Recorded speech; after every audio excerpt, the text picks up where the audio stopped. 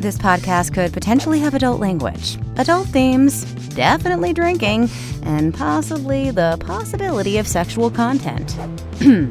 Listener discretion is advised.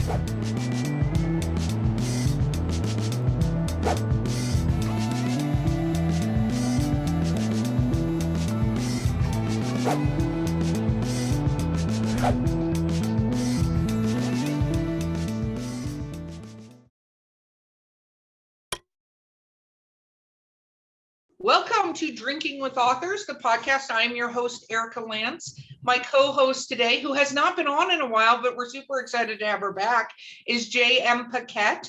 And our guest today is Jay Thomas. Woo! I had the woo, Jay. Welcome, because I think they had a laugh track. They should. I don't know. My producer. Thank you for having me, guys. Yeah, absolutely. Okay, let's talk about what we're drinking. So out of Drinking with Authors swag, Jay, you get some of this for being on the podcast. I am actually drinking a gin and tonic that has cucumber lime tonic in it. I feel very fancy out of my solo cup drinking that. The other thing I'm doing, which I haven't talked about this before, but I got one of these Life straw bottles. I don't know if you've heard of these, but it's the straw where you can go put it in any dirty, yucky water in the entire world, and it filters the water for you. And these are the Life straws they send to other countries and stuff like that. But what's really neat is I take this traveling. So I just empty it out and I can get water literally anywhere when I'm traveling. So I have my Life straw bottle. Look at that. They didn't even pay me for that, but I thought it was a pretty interesting way to save the world. Life straw, you should pay me for that. Just kidding. We're going to have to contact them. Yes, exactly. Somebody immediately write them an email. Jen, what are you drinking? I'm boring, so I am drinking chamomile tea. I'm fancy as well, just in a very different way, but I can't drink alcohol, so. Yes, for a refresher for those listening that maybe have not heard her before, she's allergic.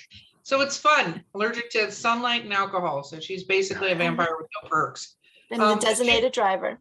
Yes, that's true. That's worked out very, very fruitfully for me in the past.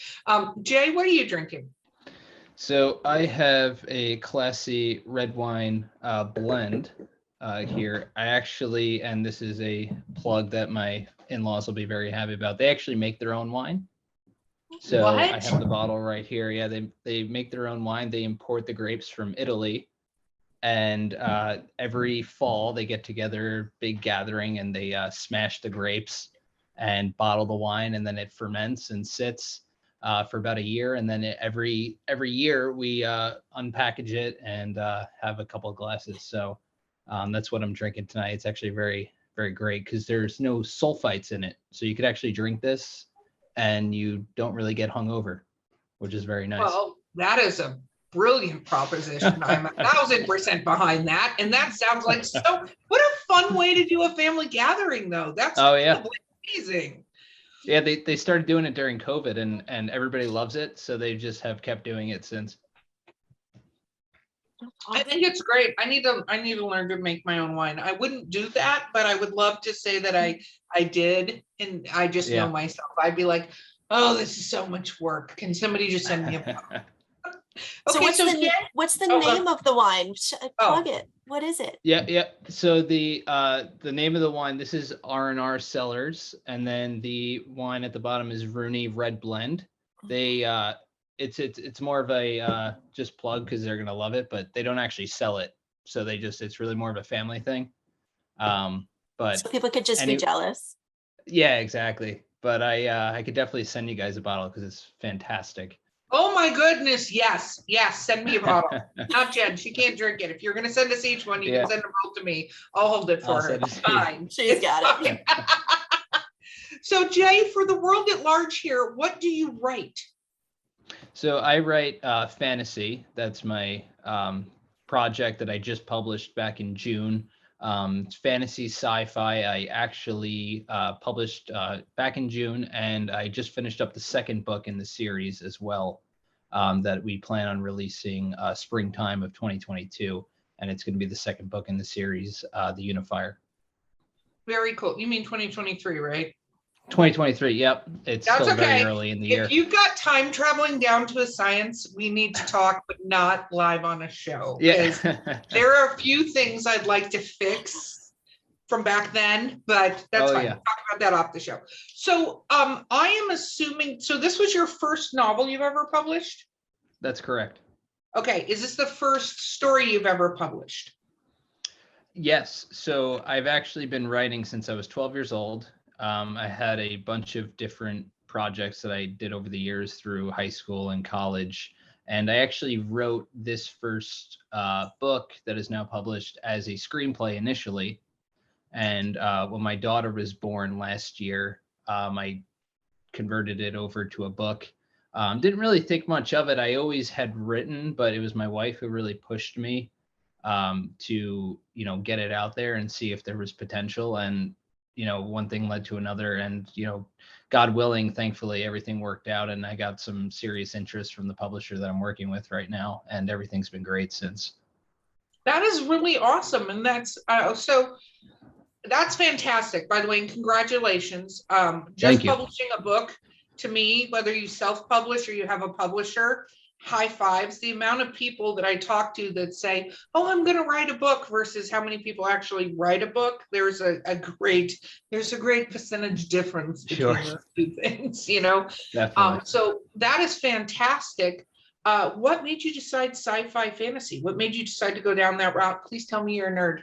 Oh yeah, I'm definitely a nerd. My dad got me into Star Wars when I was 5 years old. And then not long after I got into Harry Potter, Lord of the Rings. You name it. I've read all the Frank Herbert Dune books, fell in love with Stephen King, George R. R. Martin. All of those guys I have had an absolute obsession with since I was young. Very, very cool. Go ahead, Jen. I was gonna say, did you read Fairy Tale yet? I have not. The new Stephen King? I was gonna ask your Yeah. thoughts on it, but okay. I'm gonna have to read that then. We'll have to talk about it after. Definitely. So Well- in terms, can I ask Stephen King wise, like which one of his appeals to you? Like, are you a Dark Tower person? Are you a Carrie person? Like, So I have always been a fan of The Shining. That was the first one I read from him. And I followed it even in detail I always had a funny thing with how he hated the movie. And he put so much work into the book. And the book, I don't know if you've read it, but obviously it's exceptionally long.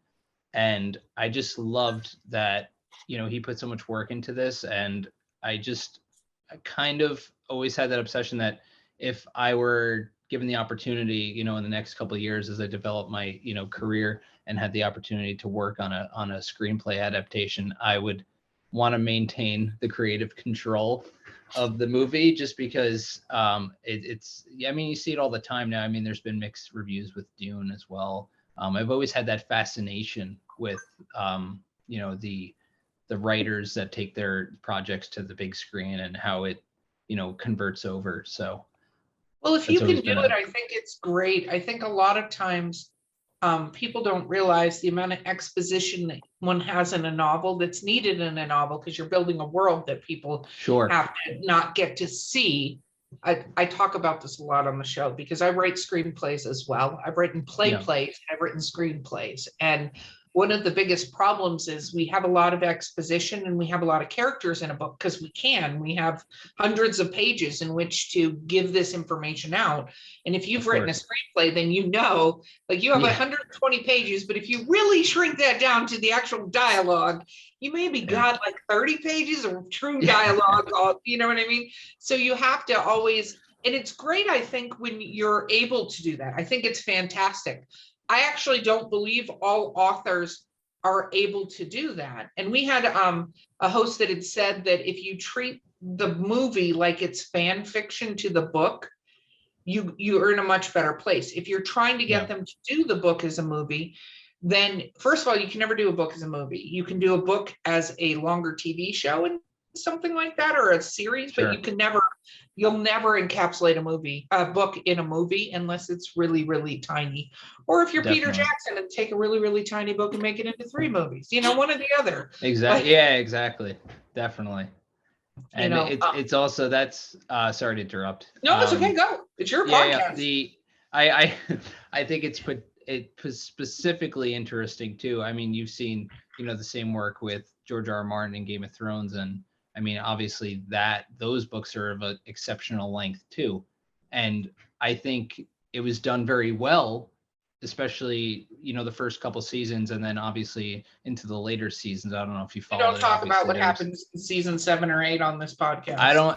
Yep, that's actually how I feel very strongly. My friends know not to bring it up because it usually goes off onto an hour and a half tangent on what went wrong with the last 2 seasons. Oh so yeah, no, I blackout rage when I actually had stopped watching it because some of the stuff in season 6 and stuff, I was like, where the hell are they going? I'll tell you my only vindication though, and I've said this before, is that they had a Star Wars series and it got taken away from them after what they did with the 8th season. So I was like, yeah, like, yeah.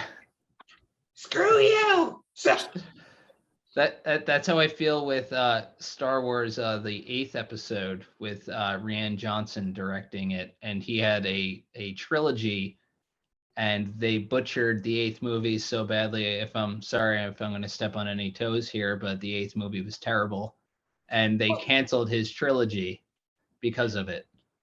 No, what's interesting about Star Wars? Again, I'm a huge Star Wars. I was at actually the premiere of Star Wars at the Chinese Man Theater when I was 3 years old with my dad. I have a picture. Before anybody knew what the hell it was, and Chewbacca and everybody were out there doing things like.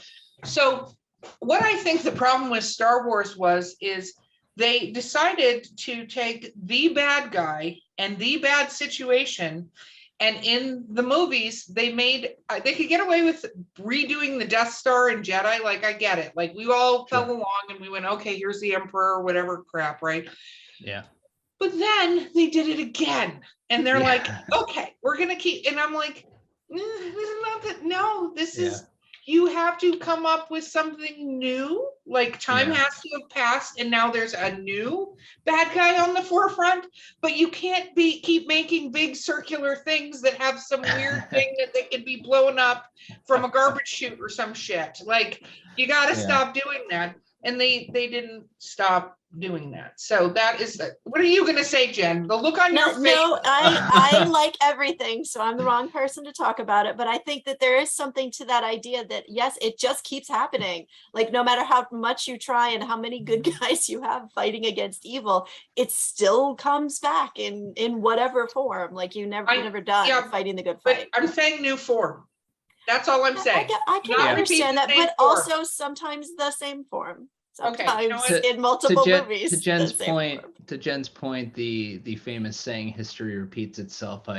If we want to apply that there, potentially that's where the fit is. Wow. I know I'm terrible because I like all the things. Yeah, no, she does like all the things and she's super nice and all of that stuff. But it's funny when you get her really upset about something, then it's like watching like an angry kid go for the jugular on stuff. Okay, so you did the first book. How long is the series that you're trying to do? Is it a trilogy? I'm actually, so initially when I first started developing the entire story, I thought it was going to be a trilogy.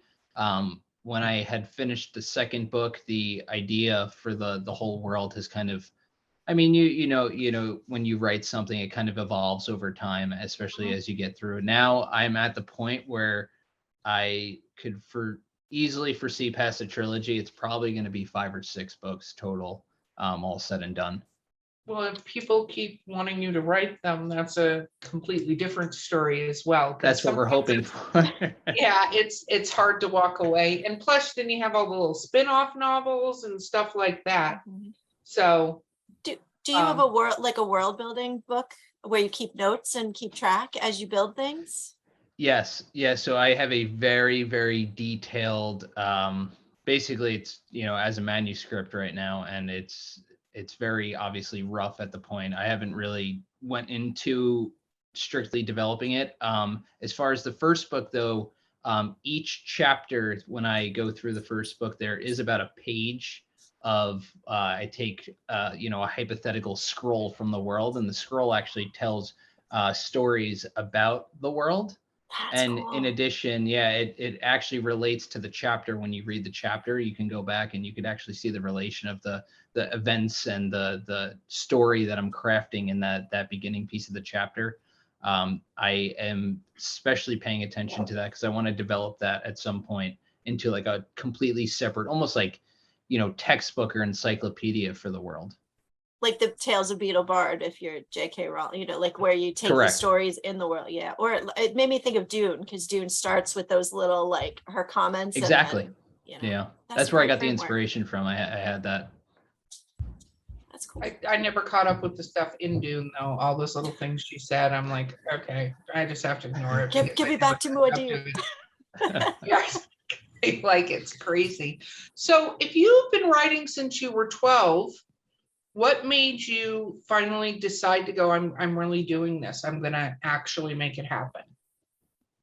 So it was really the birth of my first daughter last year that really kind of propelled me into pursuing this. I mean, my wife, since we've been together, she had pushed me to continue writing. And when my daughter was born, I was kind of faced with the point that I've always had this passion, and to be a role model to her is for me to kind of practice what I preach, and that's pursuing my dream. And I wanted to be a good role model for her, and in that sense I wanted to pursue my own dream that I've always had, so I could educate the same thing to her as she grows up. Oh, that's awesome. very cool. Look how sweet that is. Love it. That's adorable. I think that's awesome. Thank you.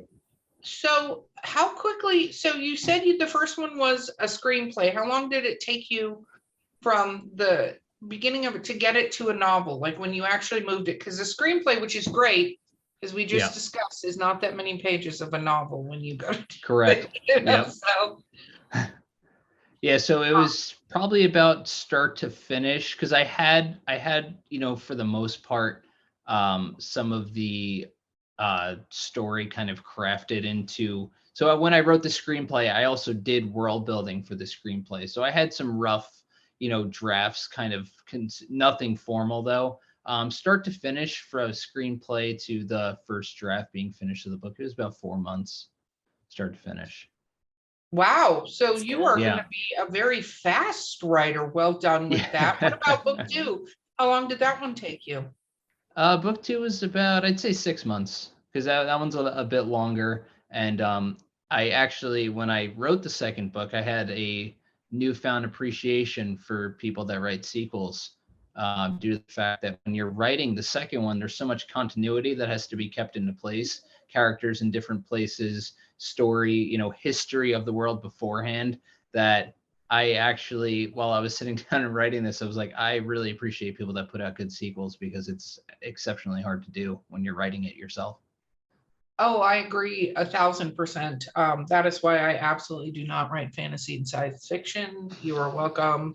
It will incorporate some fantastical and sci-fi things into my horror, but nothing one told me to, because of that exact reason. Yeah. World building takes so much, to do and to keep. So how do you keep track of it? What method did you decide to keep track of your epic, fantastical world, all these scrolls? Yep. So I've probably about 15 to 20 separate Google Docs, and my own head is very organized, but if somebody saw it, they'd probably think I'm a crazy person.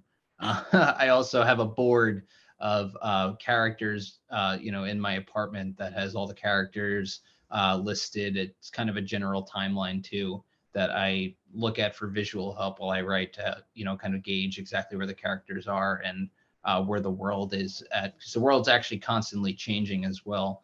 And more of that is evident in the second one too, where there's new areas of the world that they're discovering, and the world that they live in is very chaotic, constantly changing. The environment's kind of always pushing on the characters to make adjustments and changes, whether it be where they are exactly at that time. So it is a constantly changing machine for this story. Where did this story come from? Over time, I guess it was just really different influences from, I would probably say from, just my experience into different fantasy over time. I always had this kind of rough idea that if you trace back to probably the first screenplay I wrote when I was 13 years old, some of the really core elements probably stemmed from there. Over time, I would say just developed from, different things I've seen and encountered, over the years. Were you ever a gamer? Yes. Okay. Still am. My wife doesn't like Yes. that, but yes. No, It never goes away. It never goes away. It doesn't. No. We one of Jen's series is based on a D&D campaign that we had in a character. Yeah. No, I know, I was written into it. That's such a fabulous representation of myself. I put you in a book. You did. You absolutely did. And especially when I realized I was in the book, because I called her when I was reading it and was like, wait, is this me? And she's like, yeah, you're kind of the hero of the story. I'm like, no, I'm not. I'm trying to be nice. I'm absolutely not the hero of my story. I appreciate that, though. It's good. It's all good. It is all good. Okay. You ask a question and then we'll take a break after your epic question. I was going to ask, have you done that? Have you put people you know in your story? So I have not actually done that, but it's funny because my friends constantly hound me about writing them into the second and third book. And like, it's fine, just write me in. You could kill me off, just give me a couple chapters. And I'm like, I'll take that under consideration. Mm-hmm. Just start putting random people, like the guy that helps you, at the bar or whatever. Oh, yeah. Yeah, exactly. Hey, there you go. There's your cameo. Well, I think that as authors, we tend to get inspired, whether we realize it or not, by the people around us, by whatever's happening. But actually, fully placing somebody in the novel to where they could recognize themselves, hypothetically speaking, that actually happened to me in real life, is a different story. And I think it's, I think it's a great, it's an honor to have that happen, but I think it's also interesting because you want to do justice by them, and your perception of them and their perception of them may be very different. Mm-hmm. In Jen's case, they weren't very different. It's an accurate representation, but it's fine. Whether you like it or not. Yeah, no, it's fine. She's a bitch. It's a cleric. It's a cleric in the book, and she's horrible. She is perfect for what we all need her to do. Yeah, that's true. That is true. Okay, we're going to take a quick break and we'll be right back with Drinking with Authors.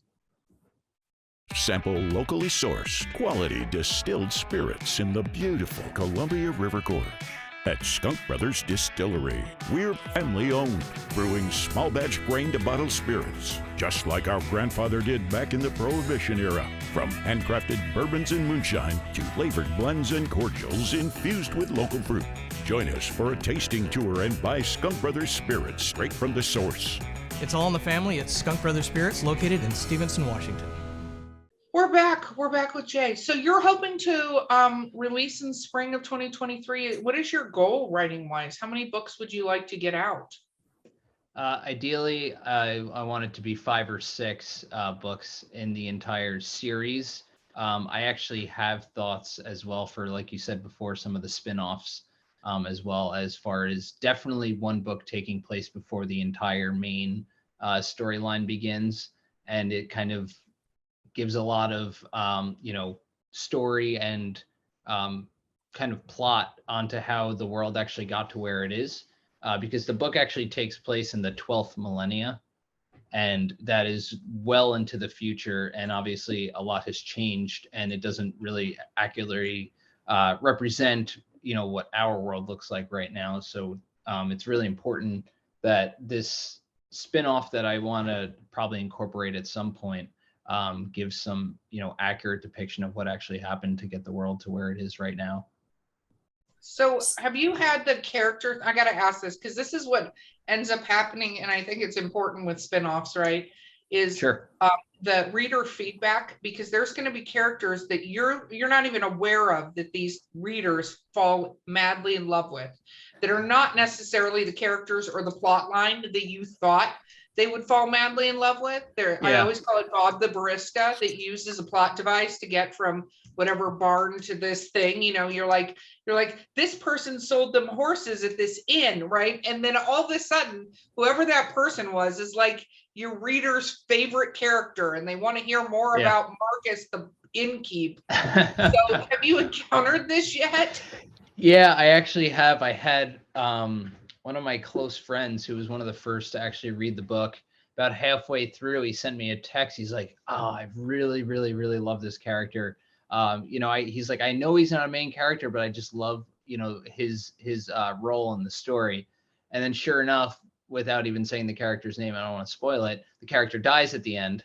And he sends me a text. He's like, "How could you do that? This guy was so essential to the story." He's like, I don't know if I could read the second one now that he's not in it."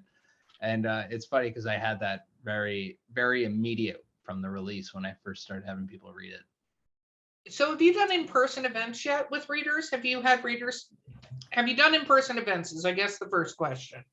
No, I have not. I have actually a book signing in the next month or two. They're trying to pencil down a date. And I actually have a close family member who is a principal at a middle school. And he wants to have some of the students in different classes read it and then have me come in. And that's supposedly going to be a really big event. And I already feel the anxiety building for that, but I'm very excited because I think that'll be really cool to, meet that many, kids who read the book and hopefully potentially love it, and to really interact with them and get their thoughts on it. Well, keep in mind when you walk in there, you're a celebrity, and that's how they're going to view you. I mean, it's weird, but you'll see that as you start doing more and more in-person events is, especially because of your genre, you get now a great excuse to go to conventions, for the record. Yeah. And have booths at conventions. But yes, you'll find, I think that the people who are coming up to the table have a reaction to you because you're a celebrity to them. You're this creator of this world to them. And, oh my gosh, you're an author, you're all this stuff. And we don't think of ourselves that way when we're sitting at the tables and, interacting. We're like, "I'm so glad you liked my book." But they're like, "Oh my God, I get to meet it's like that reaction to the situation. So I think it'll be fun when you have that. And also when you start having a lot more feedback on the characters. So be careful about killing more and more of them off because George R. Martin, you end up with a situation when it does go to TV or movie where they're going to be like, "Yeah, we're not killing that character that you killed off. We appreciate that you want to do that, but we're bringing him back." That's going to happen because we can't let you just kill off Bob the barista. We need Bob the barista back. We need him as a plot device in the future. So all these things, are you looking to put out one book a year? Yes, that's going to be that's my goal as of right now. Very cool. Very cool. That's awesome. And so how do you find time to do your writing? Like, what is your writing? Je ne sais quoi. So I have you have a tiny child in your house, so that's why I'm wondering how you pulled off 6 months. So the definition of a jam-packed schedule. I work 9 to 5. I get home about 6 o'clock. I have about a 45-minute to an hour commute home, and then when I get home, I eat dinner with my wife, feed my child, give her a bath, and then I put her to bed, and then I hang out with my wife for a little bit. And most of my writing is done from 9 to 1 in the morning. And I'm very disciplined with it. I work out in the morning, so I have time at night. And it's weekends. I could hopefully, pick up some more time depending, on what's going on. But discipline is key for me, because if I wasn't disciplined and I didn't have this allotted time that I, commit, I would struggle to get done in any sort of, simple manner of time. It would be a lot longer than anticipated. No, I understand that. I think one of the biggest things you have to be as an author is disciplined, because you'll never get the writing done there. It's one of the easiest things to push by the wayside. 100%. Especially if you're not under huge deadlines all the time. You look at like movies like Stranger Than Fiction, where they sent Queen Latifah to go get the manuscript from Emma Thompson. Love that movie, by the way. Book's completely different, but you see that the big publisher sent somebody to get the manuscript, right? We don't have that. We have Yeah. whatever deadline we're setting for ourselves. So you are traditionally published. Then you found a publisher. You did the whole hybrid. Hybrid. Yeah. I like I said, when I first started, my search for publishing, creative control for the potential of a screenplay down the road was essential for me, and I didn't want to pursue the traditional route if it was going to forfeit a lot of my rights as far as the book goes, to an eventual screenplay adaptation. So a hybrid publisher I thought was perfect. I really liked that I was able to maintain the ancillary rights and keep control of the book, because if it ever got to that point, which would really be a beautiful thing, I definitely wanted to have that control. No, and that makes sense. How come you didn't go the self-published route? Big thing was I had a lot on my plate at the time because I had a newborn. So self-published, I felt like would have been too much for me. And I loved what my publisher did for me in the sense where they took a lot of the, logistics of publishing off the table. They, were able to, obviously they had the infrastructure, they had the framework, exactly how to get this, to the shelves, and a marketing, plan in place for after the release. So I did like the blend between traditional and self, and I thought that was just a perfect fit for me. No, it's very cool. I think it can be a great fit for people, especially as you're going new into this. There's a lot to know, and there's a lot to marketing. Like I'm Definitely. sure you've discovered that you absolutely cannot be like, look, I put the book out in the world. Yeah. Just sit back and wait. You don't have that option of sitting back to wait to see your beautiful butterfly come out of its chrysalis. It takes some work to do that. 100%. Yeah, definitely. So how? Go ahead. I was gonna say, so how are you with social media? Do you post? Where can we find you? Well, that's I have I'm on Twitter, Instagram, LinkedIn, Facebook. I have all pages. My marketing team from the publisher set up all those accounts. They do post very regularly, which is very nice to have as well. That's very important because I simply don't have the time in the day to continue writing and also take care of my responsibilities. So they've been an exceptional help with that, thankfully.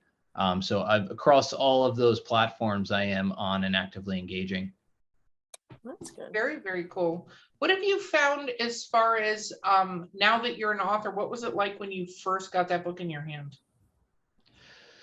The most surreal experience. The fact that when I first got that first copy, I didn't even believe it. Especially when I first got it, I opened up the box and I flipped over and I just see my face on the back of the cover. I'm like, that's very strange. I don't even want to look at that right now. And it was even more strange when the first time I had, and this was too, like you said before about the whole celebrity experience. I was down at the docks because my family does boating. My in-laws do a lot of boating. So I was down by the docks and one of the younger kids taps me on the shoulder and is holding my book in his hand. And he's like, can you sign this? And I was like, that was the most incredible experience where I was like, yeah, sure, definitely. And it took me a second to really process what was actually happening in front of me. And it's really an exceptional feeling to see the the hardcover in front of me. What about when you came up with your signature? Because this is something I think a lot of authors do not plan on. Oh wait, I need to sign books. So what is my signature going to be? Am I going to do a little message? Like what is going to happen? Yeah, my signature has always been similar to a doctor, which is very like chicken scratchy. I made sure that when I was crafting the signature that it's at least legible, that you're seeing the two initials. So you definitely clearly see a J and a T, but the rest is more of a scribble. And I was just like, this is going to have to work if I need to make this at least somewhat unique. So have you come up with a little phrase that you put at the top of your signature or anything like that? No, I haven't done a phrase. That's actually a novel idea. I haven't thought about Oh, you that. got to come up with a couple phrases that you alternate when you're signing books. Like, Yeah.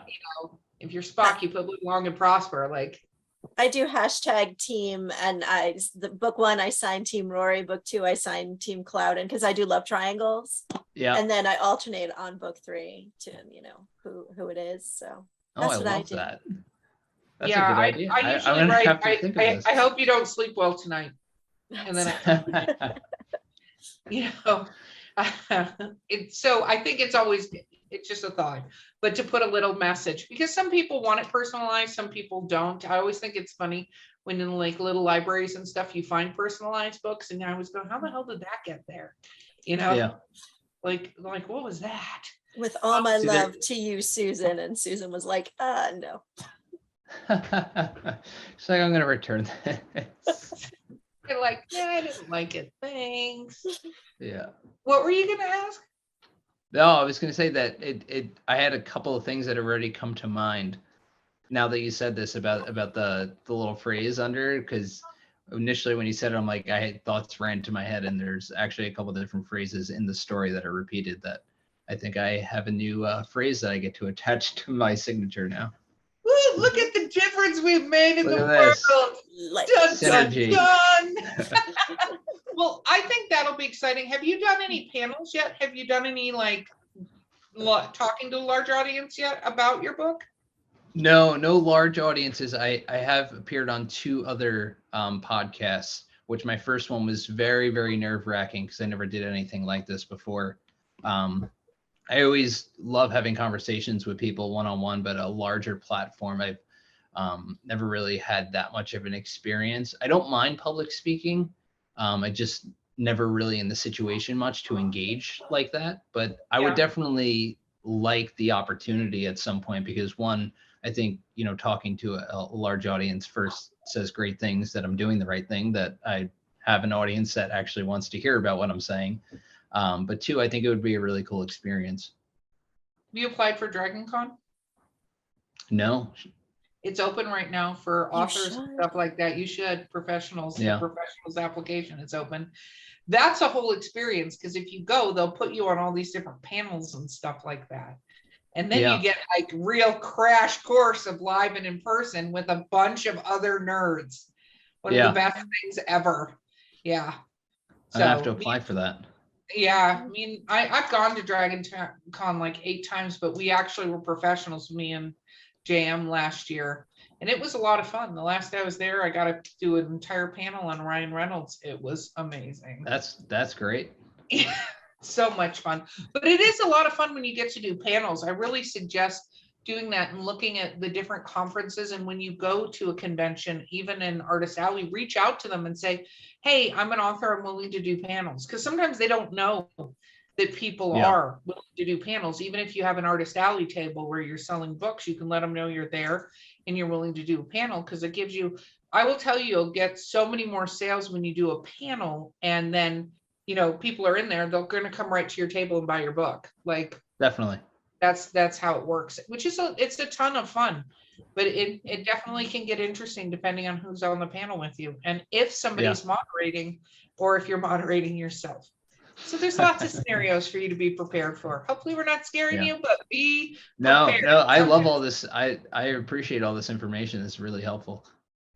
And you get to have good conversations one-on-one with people too, and you're surrounded by other nerds, which is awesome. So yeah. always good. No, it's true. So you like The Shining, right? What did you think of the and you mentioned oh my God, using my words, Jen. You mentioned the movie adaptations. Part of the reason you want to have controlling interest in your movie adaptations, I'm assuming both versions of The Shining you did not enjoy versus the book. Yeah, I mean, listen, I really actually thought that Dr. Sleep was a pretty well done job, given the fact that it was, done years later. I mean, it's hard to, kind of take shots at The Shining because it is regarded as a an iconic 80s horror classic, suspense, whatever you want to categorize it as. So I don't like to take shots at it as personal preference. Obviously I think the book is much better, especially in the way that it ends as opposed to the movie. But I think the creative control, and like you said, it's very, very hard to keep, fidelity between the book and the movie, as far as, like we said, there's, you have an almost seemingly infinite number of pages to build a world. And when you go over to the, movie side, it's confined into, 2 to 2.5 hours, and it's impossible to get all of that, juicy stuff into the movie, so to speak. So I really, really think that as far as the, as movies and TV shows continue to develop, and you continue to see these, big projects, develop, to see how well that, now that there's more resources on the movie and film side, as far as creating these vast worlds, to see if that improves between the fidelity between movies and books. I think it will, but it also depends on how the book arrives. I mean, that is really what's key. I think a lot of people don't realize is that, and this is something to be aware of, because we actually had one of our authors ran into this, is a production company wanted to option their book. And when I said, but that production company just did another very high fantasy series that is out right now. I can guarantee you they're not wanting to make yours and that other one. They're wanting to option your book so they can shelve it so that that series doesn't get made, at least right now.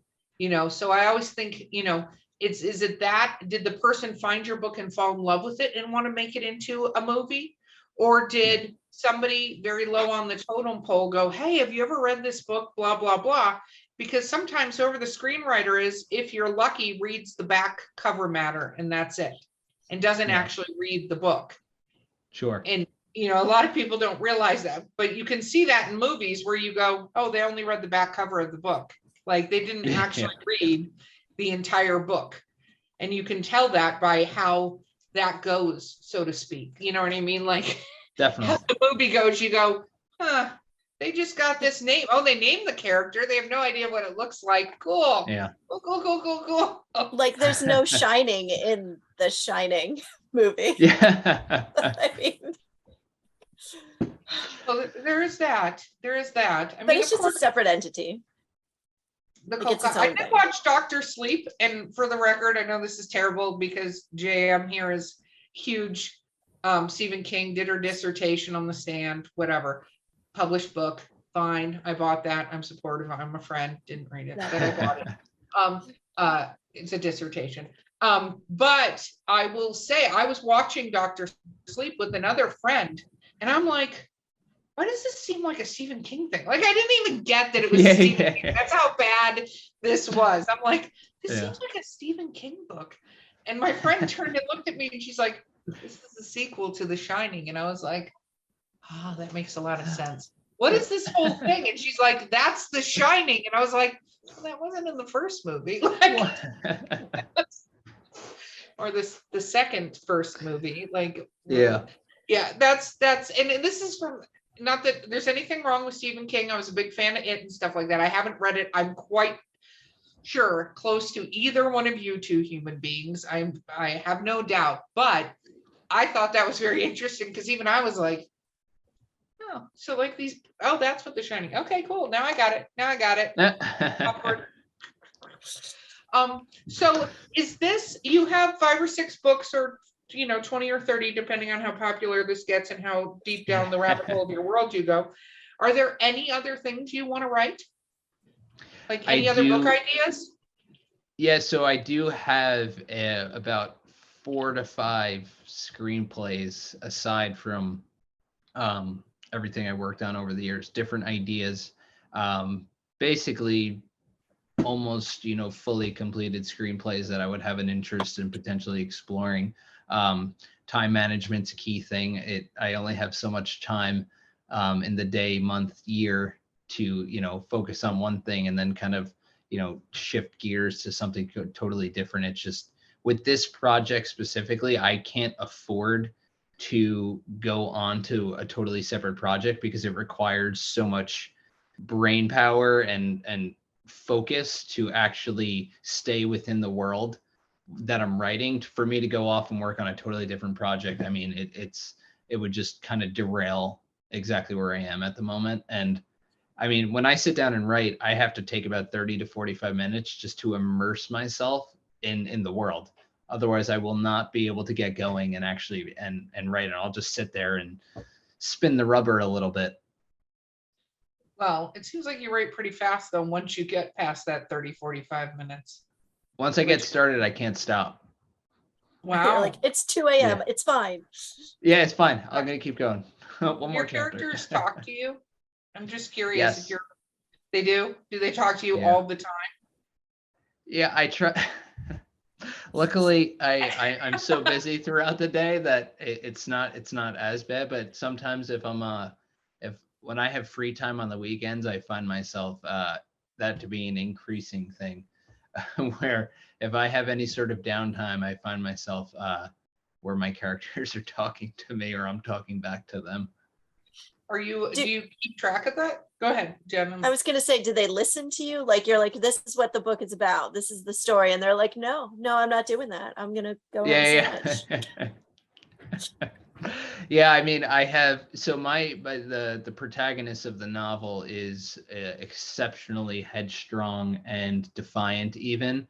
And that's actually like a perfect example where I want to take the story in one direction and like I get pushed back. And it's like, yeah, no, we're not doing that. And I'm envisioning like having to sit down with him as I'm writing the story and explaining like, no, this is going to work out. I promise. No, I think there is a lot of writers that we talk to that have that situation where their characters are sort of people in their world that do that. Yeah. How do you keep track of when they're talking to you and or you have a great scene or something like that? Do you use voice memos? Do you have an epic amount of text to yourself? What do you do to keep track of this? Yeah, so I have notes for when I'm on the go, notes in my phone that I very, very accurately keep track of. Anytime I'm driving on my hour commute, I actually, the playlist that I listen to when I write, I play that on my ride to work. And more often than not, I'm in the middle of driving and I'm like, oh, I got to write this down. I got to write this down. So much so that in the past year, the amount of times I pulled to the side of the road to actually quickly jot it down in my notes is staggering, because if I come up with this idea or this scene that I see it so freshly in my head, I have to get it down in my notes. Otherwise, so you I'll need to forget download Otter. It's an app, and it's a voice recognition app that will email you whatever you write and say. And it is, Charles Gannon introduced us to that, and it's literally one of the most brilliant things ever. Way better than Dragon, naturally speaking. It uses what your phone, and I'm not saying it's perfect, but you can hit the Otter app and just talk, and then it'll email it to you. So you don't even have to stop driving. You can just be like, That's on the great. go. I'm going to do that. Yeah. One of our friends wrote, she was on a 6-hour drive and she wrote a ridiculous amount by just talking through she had to clean it up because it was 6 hours for that. And then every now and then there would be a little yelling at a driver or whatever. I think she even left it on when she ordered food. Like, it was a thing, but she got so much down from just telling the story as she was driving. And I think it's a very useful tool for authors out there. Okay, Jen, I'm going to give you the final question before we have to wrap up this epic episode. Oh, so can I ask what's on your playlist? What kind of music do you listen to? Oh, so these are only movie or TV scores or soundtracks. There's no dialogue. Oh, no words. No words. When I'm writing, it's exceptionally helpful because if I'm listening to music that has words, then I start singing it and then I get sidetracked, and then next thing you know, I get completely distracted by the song, and then I forget what I'm in, the scene that I'm in. So no words. I have Hans Zimmer who is my personal favorite. If there, I will shout him out shamelessly. If my book ever became a movie, I want him to score my movie. I have Raman Dawadi, who also does, Game of Thrones. John Williams, I'll throw in for the Star Wars plug as well. Those are my really top three that I have rotating on those soundtracks. I know YouTube has like epic music, movie music, and it's always got Gladiator on there somewhere in the middle. But fantastic choice. Yeah, no, that's what Jen puts on. She puts on epic movie music or epic adventuring music, and same thing. Yeah. It just plays it. I put on Celtic music. Oh. It's weird. I write horrible, gruesome death scenes, and I'm listening to little flutes and fairies, just finding my Zen place on that. Well, Jay, you have been so much fun to have on this podcast. Thank you so much for being on here with us. Thank you so much for having me. It's been a pleasure. Absolutely. It's shameless self-promotion time, though. So now you need to talk about your book, where they can get it, and where they can find you on social media. Yep. So my book is The Unifier by Jay Thomas. It is available on Amazon, Barnes & Noble, Target, and Walmart. You can follow me on social media, The Jay Thomas, with 2 S's. That's on Instagram, Facebook, and Twitter. You can find me on there. Very cool. And the next one is called? It's going to be The Unifier, and then the tagline under it is Charon, Charon, which, if you're familiar with Greek mythology, he is the ferryman to the underworld. I am very familiar with that. I wrote a story. Yes. Doesn't end well, but it's fine. It's a ferryman. It's not supposed to. I think that is brilliant. So it was very awesome having you. Thank you so much. Everybody, like, subscribe, review, tell us what you think. We'd love to hear it. This has been Drinking with Authors. I've been your host, Erica Lance. My co-host has been the amazing J.M. Paquette. Our guest has been Jay Thomas, and we will see you guys next time.